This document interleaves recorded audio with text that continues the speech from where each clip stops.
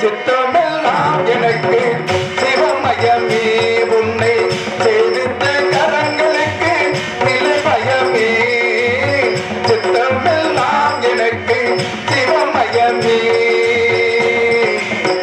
இறைவா நமச்சிவாய நமச்சிவாய ஓம் நமச்சிவாய நமச்சிவாய நமச்சிவாய ஓம் நமச்சிவாய நமச்சிவாய நமச்சிவாய ஓம் நமச்சிவாய நமச்சிவாய நமச்சிவாய ஓம் நமச்சிவாய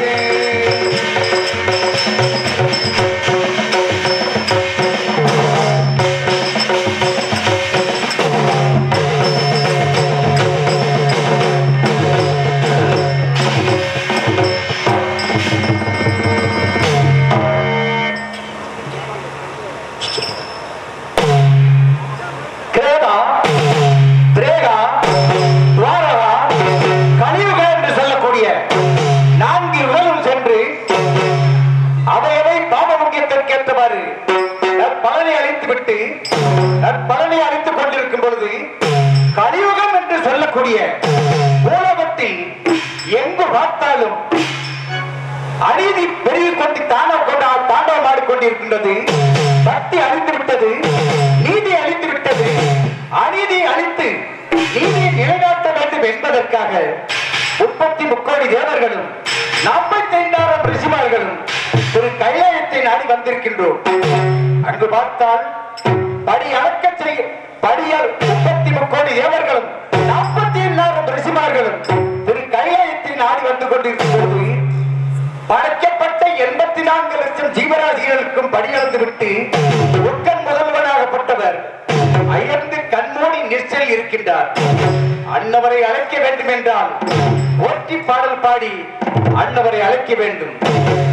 ஓம் நமச்சிவாய நமக, ஓம் நமச்சிவாய நமக, ஓம் நமச்சிவாய நமக. கைலாயநாதனே போற்றி, கைலாயநாதனே போற்றி, கருணாகமூர்த்தியே போற்றி, கருணாகமூர்த்தியே போற்றி, முக்கண் முதல்வனே போற்றி, முக்கண் முதல்வனே போற்றி, பொன்னோட்டின் தலைவனே போற்றி, பொன்னோடு தருவனே போற்றி, ஆதிபராசக்தியே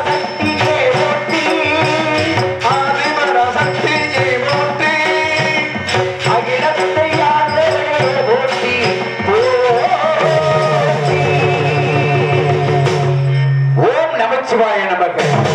உமா மகேஸ்வரா, உலகை காக்கும் பரம்பொருளே, இவ்வேளை கண்விழித்து காட்சி தர வேண்டும் ஐயனே, கண்விழித்து காட்சி தர வேண்டும். ஓம் சக்தி. அதலம், விதலம், தராதலம், பூலோகம் என்று சொல்லக்கூடிய 14 லோகம் சென்று எறும்பு முதல் 84 லட்சம் ஜீவராசிகளுக்கும் அவையவை பாப புண்ணியத்திற்கேற்ப படியிழந்துவிட்டு இத்திரு கைலையில் வீட்டிருக்கிறோம் தேவி. இவ்வேளை பார்க்கடலில் பல்லு கொண்ட பரந்தாமராகிய மகாவிஷ்ணுவும் படுத்தே பள்ளியில் இருக்கக்கூடிய நான்முகனும் 33 கோடி தேவர்களும் 48 ரிஷிமார்களும் திருக்கையை நோக்கி வந்திருக்கிறார்கள். அனைவரையும் வரவேற்ப நம்முடைய கடமையாகும் தேவி. பரந்தாமரே வருக, நான்முகனே வருக. பரந்தாமா, நான்முகனே, அனைவரும் நவன்தானே. 33 கோடி தேவர்களையும் 48 ரிஷிமாரையும் அழைத்துக் கொண்டு திரு கைலைக்கு வந்திருக்கக்கூடிய காரணம் என்ன பரந்தாமா? உமா மகேஸ்வரா, திரேகா, துரோடா, கலியுகா என்று சொல்லக்கூடிய 4 யுகங்களும் சென்று 4வது யுகமான உலகத்தில் எங்கு பார்த்தாலும் பக்தி அழிந்து விட்டது, நீதி அழிந்து விட்டது, அநீதி பெரிய தாண்டவம் ஆடிக்கொண்டிருக்கின்றது.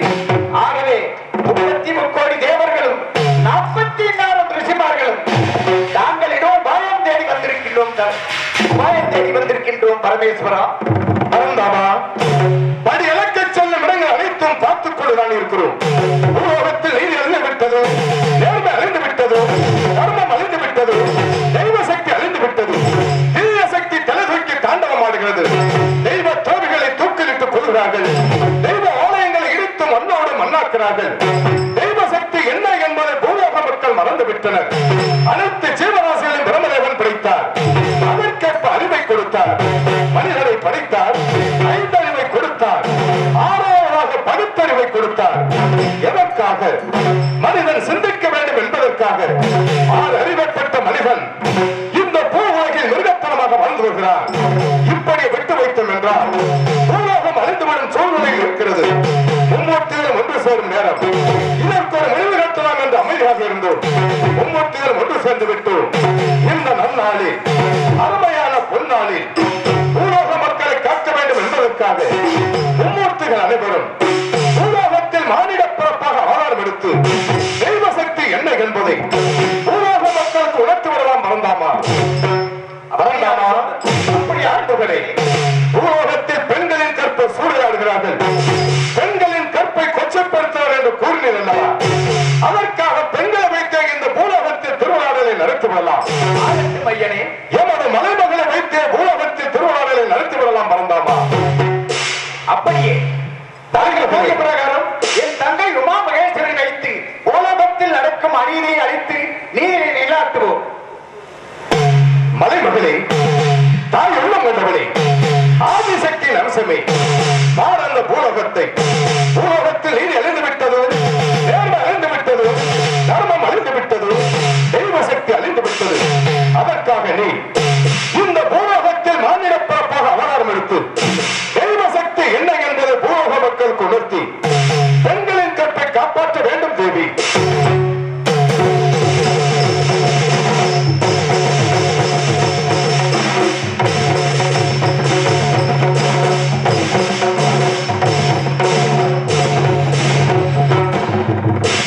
இறைவா, எங்கும் நிறைந்த பரம்பொருளே, எறும்பு முதல் 84 லட்சம் ஜீவராசிகளுக்கும் படைகளுக்கும் பரம்பொருளே, வேதத்திற்கெல்லாம் தலைவனாக விளங்கும் வேத நாயகா, இறைவா, எம்மை ஆளும் ஈசா, இந்த பூலோகத்தில் நீதி அழிந்து விட்டது, நேர்மை அழிந்து விட்டது, சத்தியம் அழிந்து விட்டது.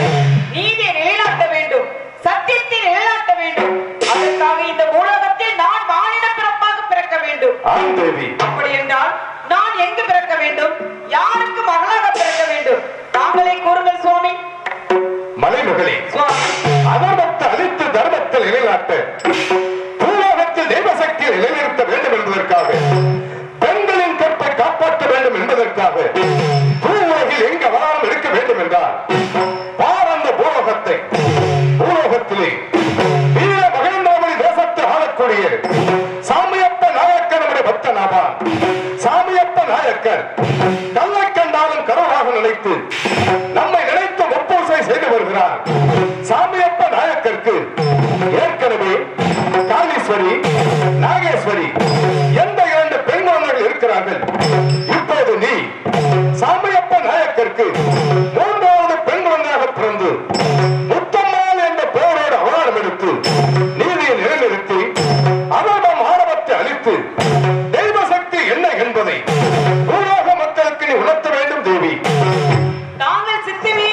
பாக்கியம் ஆகட்டும் சுவாமி.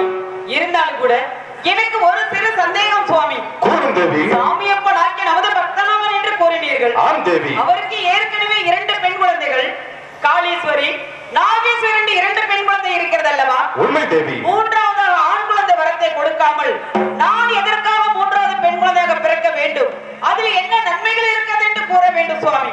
மலைமகளே, சுவாமி, நன்மையை கருதியே யாம் கூறினோம். சாமியப்ப நாயக்கன் நம்முடைய பக்தராக இருந்தாலும் கூட அண்ணவனுக்கு ஆண்மரத்தை கொடுத்தால் வீர மகேந்திராவை தேசத்தை மட்டும் ஆட்சி செய்ய போகிறான். அண்ணவனுக்கு நீ மகனாக பிறப்பதினால் இந்த அகில உலகத்தையே நீ ஆட்சி செய்ய போகிறாய். அதனால் தான் கூறினேன் தேவி. அப்படியே ஆகட்டும் சுவாமி.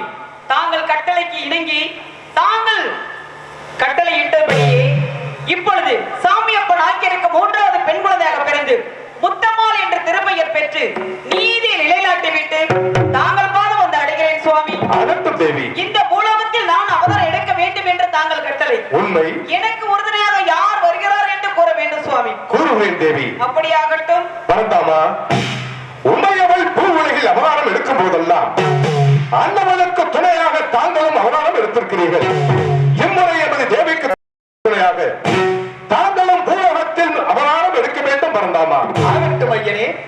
உலகத்தில் அவதாரம் எடுக்க வேண்டும் என்றால் எங்க அவதாரம் எடுக்க வேண்டும், என்ன அவதாரம் எடுக்க வேண்டும், என்ன தொழில் செய்ய வேண்டும் என்று எடுத்து கூற வேண்டும் ஐயனே. பரந்தாமா, ஐயனே, எங்கு அவதாரம் எடுக்க வேண்டும் என்றால் வீர மகேந்திராவதி தேசத்திற்கு அருகே உள்ள விஜயமா நகரத்தில் வாழுகின்ற ராமான் செட்டியாருடைய பக்தனாவான். ராமான் செட்டியாருக்கும் ராமாய ஆட்சிக்கு மகனாக பிறந்து முத்து மாணிக்க செட்டியார் என்ற திருப்பெயரை பெற்று எமது தேவியை பார்த்து வர வேண்டும். பரந்தாமா. ஆகட்டும் ஐயனே. அப்படியே தாங்கள் சித்தம் என் பாக்கியம். நான் மகனே, படைக்கும் தொழிலை மேற்கொண்டு வரும் தாங்கள் பூலோகத்தில் மண்பாண்டம் வரைக்கும் வேளாளராக அவதாரம் எடுக்க வேண்டும். எதற்கு என்றால் தாங்கள் வைக்கும் சூழலில் எமது தேவி ஐக்கியமாகி மானிட உடல் அணிந்து தெய்வ சக்தியை பெறுவார். மும்மூர்த்திகள் அனைவரும் கையில் பேசிக் கொண்டிருக்கும் சமயம் எமது சடையிலே உதித்த சடையாண்டி தேவன் மும்மூர்த்திகளை காண வேண்டும் என்பதற்காக கையிலையை நோக்கி வந்து கொண்டிருக்கிறார். வரவை எதிர்பார்ப்போம். இதோ என்ற தெய்வம் உன்னாலே நான் ஒரே ஒரு புன்னகையில் கண்டேனே. பாதமுள்ள பாதையிலே போகிறார்,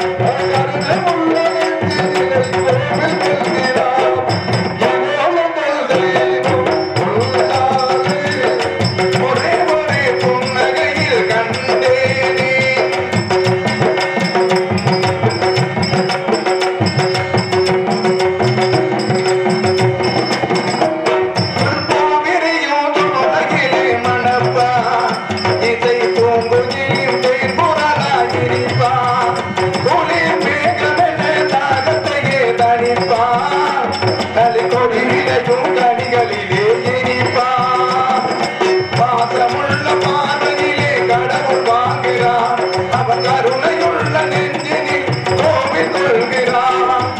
இதோ என்ற தெய்வம் உன்னாலே ஒரே ஒரு புன்னகையில் கண்டேனே.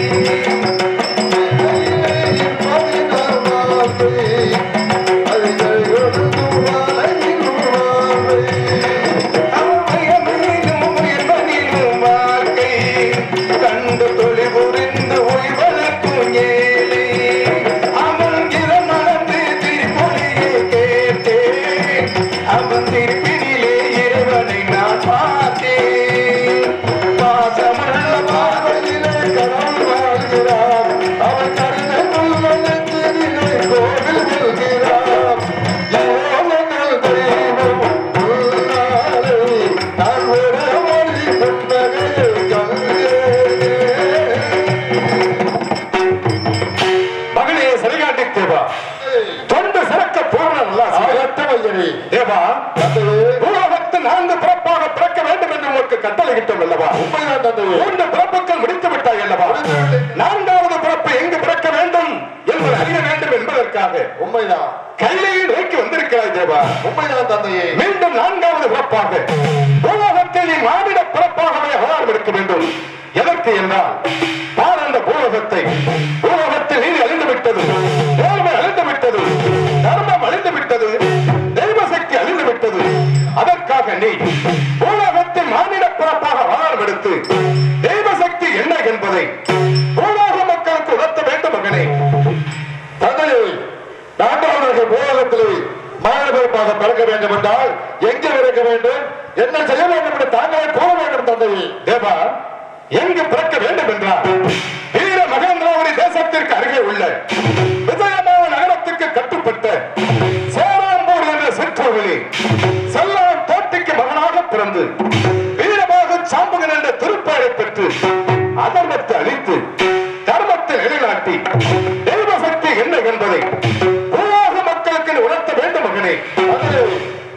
சேராம்பூர் சொல்லக்கூடிய சிற்றூர் ராமன் தோட்டிக்கு மகனாக பிறக்க வேண்டும். இந்த பூலோகத்திலே தர்மத்தை அழிக்க வேண்டும், தர்மத்தை காக்க வேண்டும் என்று கட்டளை. எனக்கு ஒரு சிறிய சந்தேகம். இந்த பூலோகத்திலே 4வது பிறப்பிலே அதர்மத்தை அழித்து தர்மத்தை காக்க முடியுமா என்று எனக்கு பயமாக இருக்கிறது. அதுவே பயமாக இருக்கிறது. தேவா, தெய்வ சக்தி இல்லாத பூவுலகிலே மானிட பிறப்பாக அவதாரம் எடுத்து தெய்வ சக்தியை எப்படி நிலைநிறுத்த முடியும் சந்தேகமாக இருக்கிறது என்று கூறுகிறாய் அல்லவா? உண்மைதான் தந்தையே. யாம் இருக்க பயமே. செல்லான் தோட்டிக்கு மகனாக பிறக்க வேண்டும் என்று உனக்கு கட்டளையிட்டோம். நீயோ ராமான் தோட்டி என்கிறாய். புரிகிறதா? பூலோகத்திலே மானிட பிறப்பாக பிறந்ததனால மாகை மறைத்து விடுமா? மும்மூர்த்திகளின் சக்தி என்ன என்பதை பூலோக மக்கள் உணர்த்துகிறோம். நீ நினைத்தனை நடத்தி தர யாம் தயாராக இருக்கிறோம். கவனமாக நீ கையாள வேண்டும்.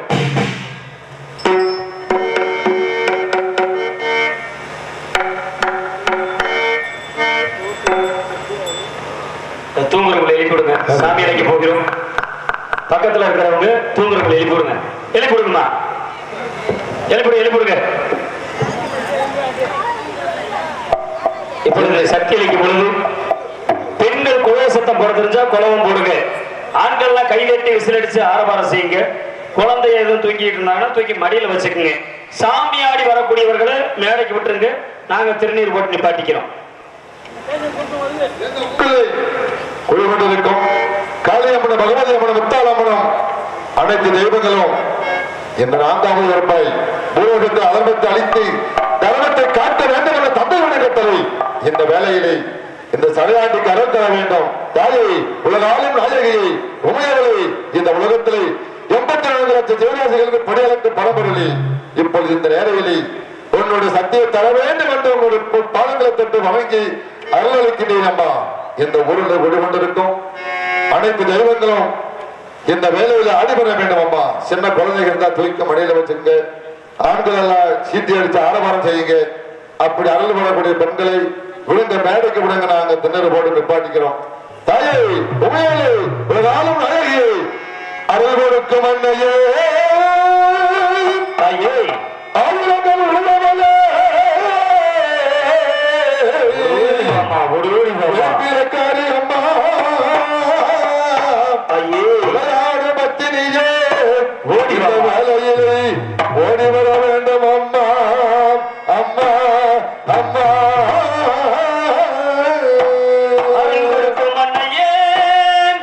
ஆயிரம் கண் கொண்டவரே,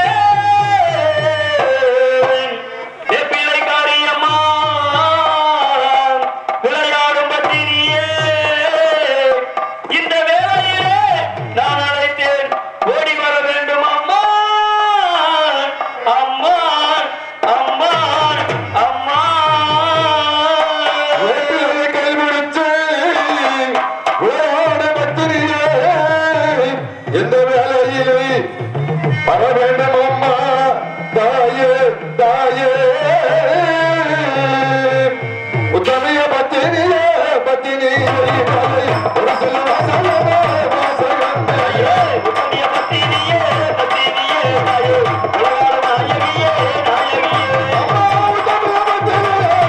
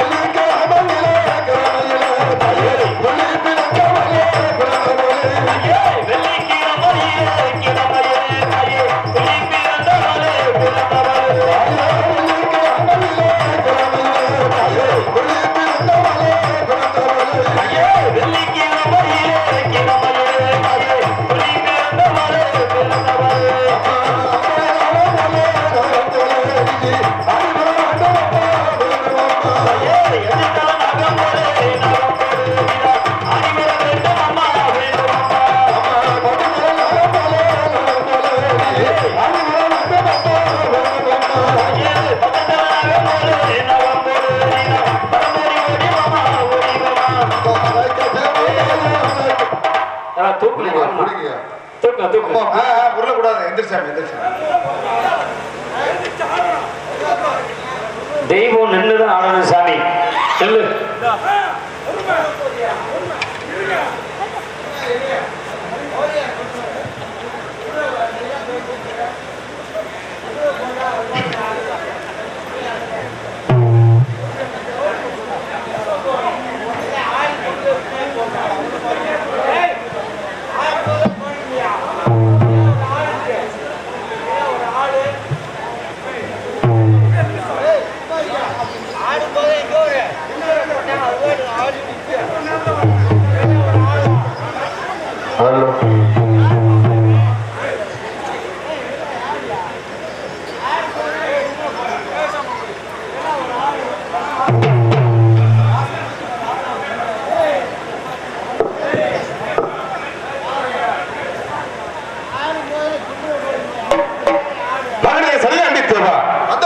சந்தேகம் தீர்ந்து விட்டதா?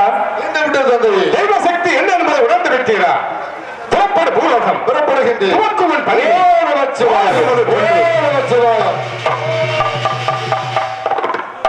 மலைமகளே, பூலோகத்தில் மானிட பெண்ணாக பிறக்கப் போகிறாள். மானிட பெண்ணாக பிறப்புகிறாள். மாவே உன்னை சூடிக்கொள்ளும். அப்போது பிறந்த இடத்தையும் கைவிட்டு வளர்ந்த இடத்தையும் கைவிட்டு அனாதையாக செல்ல நேரிடும். அன்று வானிலை அசுரீனை ஒலிக்கும். அவ்வாறு நீ நடந்து கொள்ள வேண்டும் தேவி. பரந்தாமா, நான் முகனே, என்று வந்த காரியம் நிறைவேறிவிட்டது அல்லவா? இந்த முதல் பூலோகத்தில் தெய்வ சக்தி ஓங்கட்டும். ஓம் சக்தி, ஓம் சக்தி, ஓம் சக்தி.